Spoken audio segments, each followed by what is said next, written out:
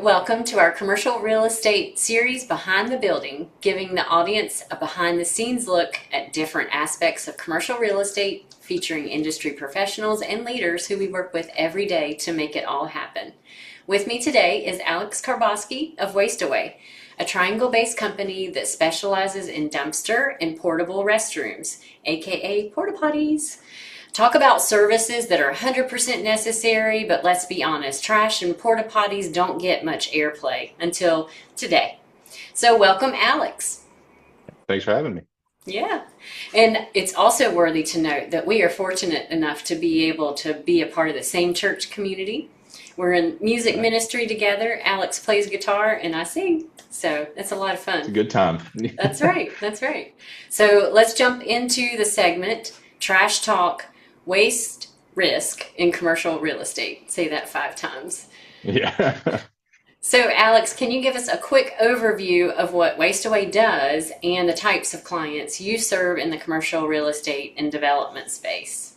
Yeah, for sure. So WasteAway is a full service dumpster and porta john company. We deal with large commercial contractors. We deal with small home builders. We deal with industrial facilities. So if you have trash coming off a job site or out of your warehouse, you need porta johns while plumbing's out. We take care of everybody. Cool. So, what kinds of waste are the biggest issues on commercial development sites? I would say so. Asbestos is one that people will run into if they're remodeling an old building or house. Concrete can be managed with the right processes.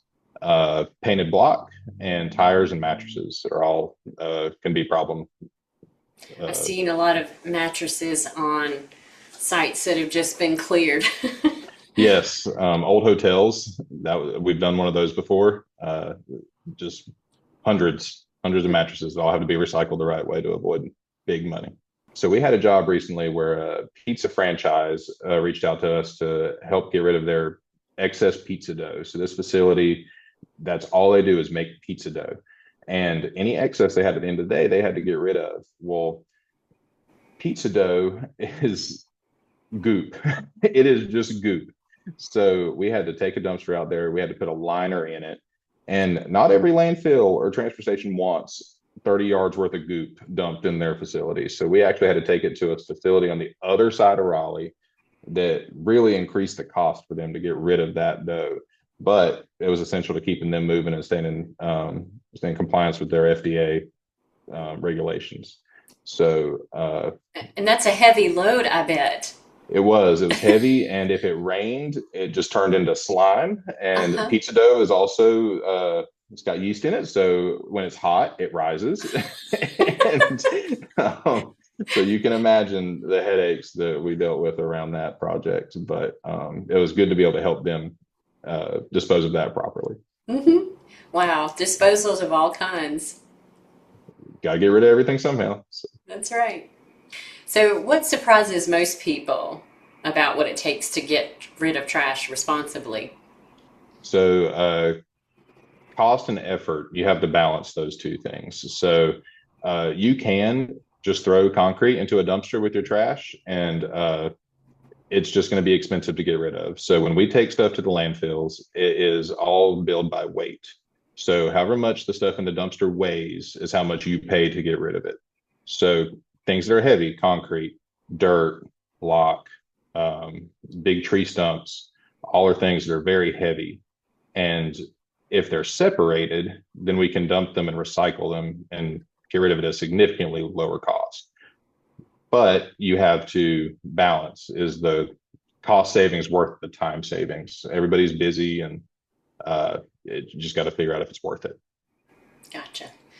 So, on a typical commercial or industrial construction site, what types of waste pose the biggest risk financially or environmentally? So concrete, I would say, is the largest financially. Asbestos can be costly and also just environmentally challenging. Asbestos has to be disposed of the right way. There's only certain landfills in the area that will actually accept it and take the time to bury it and geolocate it. Um, but there is a good process around that. So as long as it's done by uh, a good company, someone that's respectable in industry, then there's no issues behind it. Okay. At what stage in a construction or redevelopment project should builders be planning for proper waste containment? I say as early as possible, as early as you can get a plan down. If you know you've got a lot of concrete, go ahead and let your hauler know you got a lot of concrete, and we can be working on facilities to get rid of it at. Trying to negotiate lower costs. Asbestos is definitely a time-consuming process. Go ahead and get in touch with your abatement company and get that process rolling. If you know you're going to have a large concrete pour and you need to get rid of the concrete slurry, go ahead and have a plan for your washout pits. We actually offer concrete washout containers that you can put in if you don't want to dig a pit and put it in the ground. There's been some new rules around the EPA with that process, so the containers have been popular. They can be tough to organize, though, where to take them, and only certain dumps will deal with them. So, Okay. And how do you work with general contractors and developers to ensure they stay compliant with EPA or local stormwater regulations? Those two seem to be the biggest sure, yeah. factors. So there's a couple of things there. So I know with our toilets, we make sure that they are the proper distance away from your storm drains. We make sure that you have access to our concrete washout containers. If that's something you need to use, we make sure that they stay sealed and that we dispose of the water properly. Make sure you have a dumpster to keep your stuff from flying around on the job site and making your job site a mess. All simple things. We just got to have time to make it work. I've never thought about the placement of the porta potties enough distance away from stormwater drains. I guess when you come in and clean them, you're spraying water and cleaning them out as well, right? Kind of the Yes. surface and all of that could And go heaven down. forbid we have a hurricane come through and there's some tip Right. over issues. You want it to be far enough away to give it some room to spread before it goes down So a that's storm the drain. real reason, in It's case. a big one. Yeah, It's a big one. that's awesome. So, Yeah.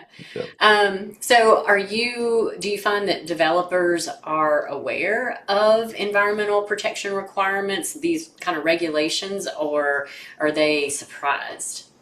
Typically, your seasoned builders are already aware. They've dealt with it several times before. Their companies seem to do a good job training their guys to be aware of this stuff because it is so important. Hmm. If anything, I feel like goes under the radar more than it should is probably the distance of the porta john to a storm drain. But concrete management seems to be top of mind right now on most builders. So, Okay. Um, Going to technology, because we're always trying to make things quicker, more efficient, and easier. What kinds of things have you all put into place to enhance your technology systems and processes? yeah, so we run a software that is essential to our everyday operations. So our software handles everything from the driver's routing day to day, where they get on their phones, they see what all they need to do. We can put notes in there for the drivers. So when customers call and say, "Hey, I need a dumpster moved," we can go ahead and put that note in, so they're not having to call these builders and disturb them during the day. Uh, we go ahead and preset all the pricing for your job so that everything is consistent throughout the project, and you don't there's no unexpected curveballs thrown at you. Um, we can actually run load reports too. If anybody has a question about how much waste they pulled off this job, we can run all that data stays in our system. So information is there at the click of a finger. Also, all of our assets are tracked in the software as well. So if you call and say, "Hey, midday, I need a 20-yard delivered," I can look in my system and see where my 20 yards are sitting to get that to you faster versus calling everybody and wondering where our containers are at. We can look in our system and see where everything we have is sitting at any given time. Cool. So you just mentioned 20 yard. How do you know how big of a container you need? Yeah, so we have a 30-yard container. That is our large construction dumpster. That's what most of your big commercial builders are going to use for a project. Our 20-yard containers are the same length as a 30-yard. They're a little bit shorter, so they're easier to load with a skid steer, and they're also harder to overload. It is possible to put too much concrete or dirt into a container, and then it's too heavy for us to pick up, and we're not compliant going down the road with the DOT laws. Hmm. So 20 yards are harder to overfill, which is important for us. It also is just easier for the builders to fill. We also have a 16-yard container, which is half the size of a 30-yard, fits nicely in a parking spot right in front of a restaurant and a strip mall. And they're small, just great for houses. Really, 16 yards is great for anything you're doing. So. Yeah. And it sounds like you all, if there's a need, they call you and you can figure out what the best solution That's right. is for them. Tell us, you can tell any hauler that you're using what project you've got going on and what your space restrictions are, and we can come up with a solution for it. Because sometimes the topography wouldn't allow for a 30, or you have to Correct. go back to the 16. Especially if you're working at a strip mall, 30 yards will take up about 4 parking spaces, whereas a 16-yard we can put in 1. Mm-hmm. So just this truck is smaller that hauls the 16 yards, so it's much more nimble and can get below power lines and around parking lots a little easier than a 30-yard truck can. Yeah, so makes sense. So going into the environmental and regulatory risk a little bit more, what regulations do property owners and developers need to be aware of when it comes to handling contaminated or slurry waste? And tell us what slurry waste is. Yeah, so the correct disposal is essential to prevent water contamination and other environmental impacts. So slurry waste we actually had a job the other day where someone was polishing a concrete floor, and they contained all the water on site and put it into one of our washout containers. We were able to let that container sit there and let the concrete dust settle and let the water sit on top. We were able to come in and get the water off the top and then dispose of the concrete dust at a recycling facility. The slurry can also be when a concrete truck just gets done with a pour and they've got to wash their trucks out. If they leave it dirty, then they'll never be able to pour any concrete because they'll just get full of concrete. So they have to wash these trucks out every time they use them. So that's what our concrete washout containers are good for. You can also use a pit, and it will separate the water and the concrete, and then you can dig that pit out and put it into one of our 20-yard containers. And then we can haul off the concrete that way. So just correct disposal is everything. As far as contaminated waste goes, there are facilities all over the country that deal with contaminated soil, radioactive material, just anything out of the ordinary.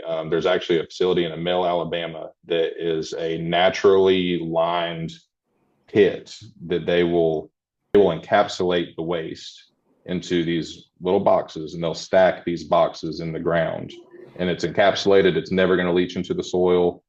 And they treat it beforehand. It's an impressive facility, but with that kind of waste comes a large cost. What's something most people never see that's critical to keeping a project clean and compliant? So on the back end, we have a lot of relationships with local vendors and disposal sites and recyclers that really keep that process going. We have to make sure that our containers are well loaded and not dirty. Recyclers do not like mixed containers. That's why it's so important to truly separate the materials that you're wanting to recycle and what you're wanting to go to the landfill. But maintaining those relationships is essential for us to making sure that the customer has a way to get rid of this material. Yeah. Water treatment plants, getting rid of the porta-john waste. There is a lot of legislation on the back end of that, making sure that the chemicals are right. We have to submit safety data sheets to these places so they know what chemicals we're using. We can't vary from that. So just a lot on the back end to keep this business moving. Mm-hmm. And as we close out this segment about trash talk, if you could offer one piece of advice to developers, property owners, or commercial real estate brokers like myself, when it comes to construction site waste, what would the advice be? Recycle. Recycling is so important to keeping this earth clean for our kids and our kids' kids and everybody else behind them. I've been in this industry 13 years, and even in my 13 years, I have seen hills built and new places developed and landfills running out of space and not knowing where they're going to go next. There's a large landfill out in Asheboro, North Carolina that had 60 years of space in it, and it is gigantic. I mean, it is huge, and the amount of waste that's went in there is just incredible. They do a great job, but it's just these places fill up so fast. So anything that we can recycle and reuse, we should 100% do it. It is a process. It can be time consuming. It can be expensive, but it is well worth it. Hmm. Being a good steward of God's green earth, right? That's right. That Yeah. is right. Well, Alex, thank you so much for being a part of the Behind the Building series. And I encourage the viewers here to reach out to me, as I want to be your resource for all things commercial real estate. I can help connect you with Alex from WasteAway and other professionals that you need to keep your property in the best shape and at the top market value. Thank you for joining us, and be sure to keep an eye out for future Behind the Building interviews with other industry professionals just like Alex. Thank you for having me.